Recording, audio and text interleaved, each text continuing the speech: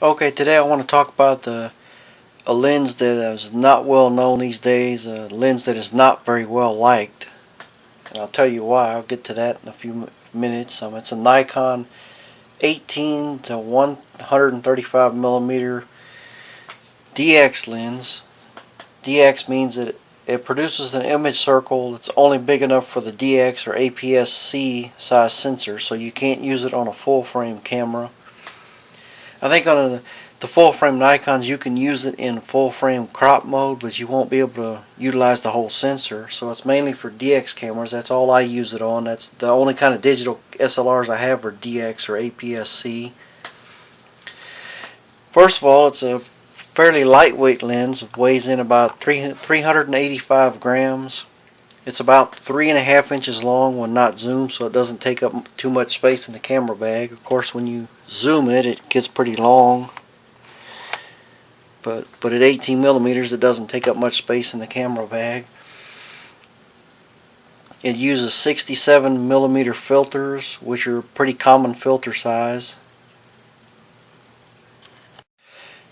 The lens has 7 rounded aperture blades. Well, the rounded blades are nice because you can stop the lens down 1 or 2 stops and your autofocus highlights stay fairly round. The maximum aperture is 3.5 to 5.6 depending on where you got it zoomed, which is kind of a slow maximum aperture lens, but in order to keep the size and cost down, then that's how it's got to be. I guess first we'll talk about the bad things about this lens and why people don't like it. First of all, it doesn't have the image stabilization, which is called VR in Nikon terminology. But if you don't use VR or don't need it that much, you can get by without it. It's a pretty nice, inexpensive lens. It's a lot cheaper to buy it used than to buy a new or used 18 to 140, which that lens does have VR. And another reason, a disadvantage, is it's got a plastic lens mount instead of metal, so be careful. Be careful how you treat it. Don't be banging it around because you could bust the lens mount. And another thing that's a negative about it is from about 28 millimeters on up to 135, it's got a lot of pincushion distortion, more than most zooms. But that's easily fixable in post-processing, and a lot of the newer cameras, like my Nikon D7100, has a feature called distortion correction. You can turn it on and it takes care of that, so you don't even have to fix it in the software anymore. And I forgot to mention, this is the older lens. I think it was in production around 2006 to 2008. It didn't have a very long production run. I guess the more popular lens was the 18 to 105, which has VR, and I think Nikon is actually still making that as I speak here in 2015. Now we'll talk about the positives or pros of this lens. First of all, you can get one of these pretty cheap nowadays, and it covers a pretty wide zoom range, 18 to 135.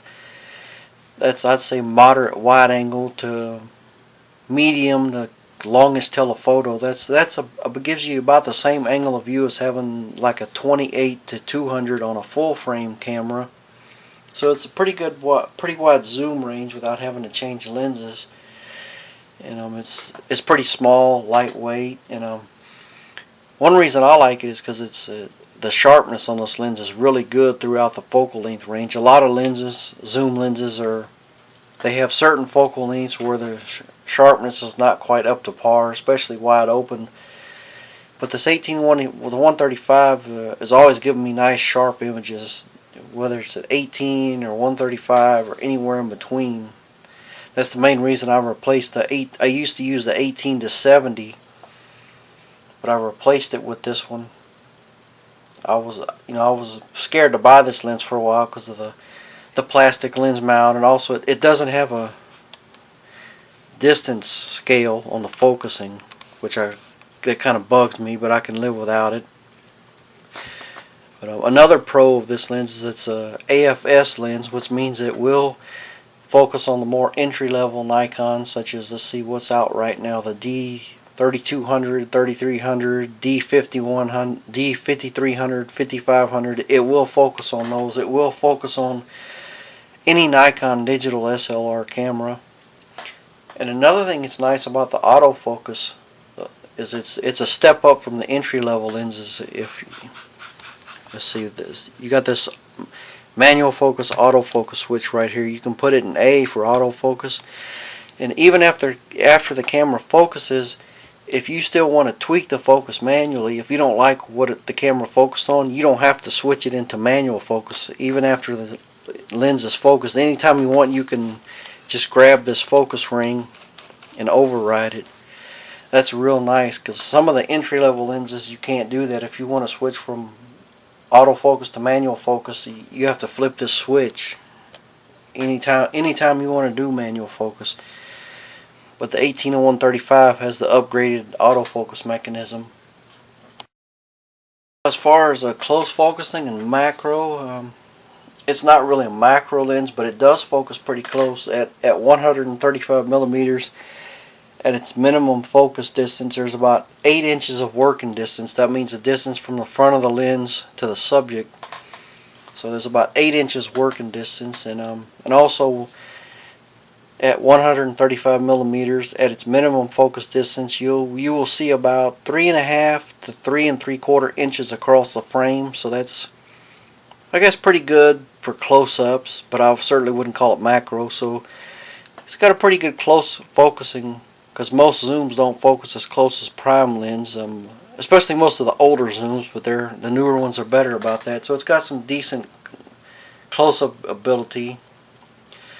Now, I have used the Nikon 6T close-up lens on it with the 67 to 62 millimeter step down adapter ring, because the Nikon 6T is 62 millimeters. And that allows it to focus even closer and give you a larger reproduction ratio. But even with a 6T, it's still not going to get crazy with macro. If you want to do some macro stuff, you really need to get another lens for that. Well, for comparison, to see what size this lens is, this is a Nikon 50mm f1.8D lens, which is a pretty small lens.